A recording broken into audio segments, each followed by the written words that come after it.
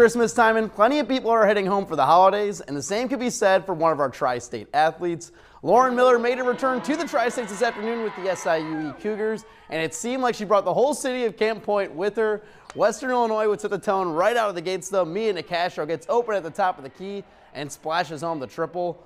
Lauren Miller would burst on the scene shortly after she grabs the rebound and goes coast to coast, finishing all the way at the rack with a nice up and under layup.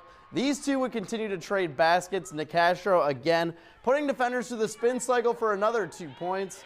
The Camp Point alum would continue to show out. She knocks down the turnaround jumper right here. She had 8 points in the opening quarter. Western Illinois would keep the pace. They would find Mallory Shetley, and she gets in on the action, spinning around and splashing home the shot from the elbow. The Leathernecks would keep piling it on. They'll push the pace in the break and find Allie Meadows. She lets it rip from downtown and finds the bottom of the net. Western Illinois would pull away in the second half, and they would get the win over SIUE, 75-51. Mia Nicastro led the way with 19 points for the Leathernecks. Camp Point alum Lauren Miller led the Cougars with 21 points.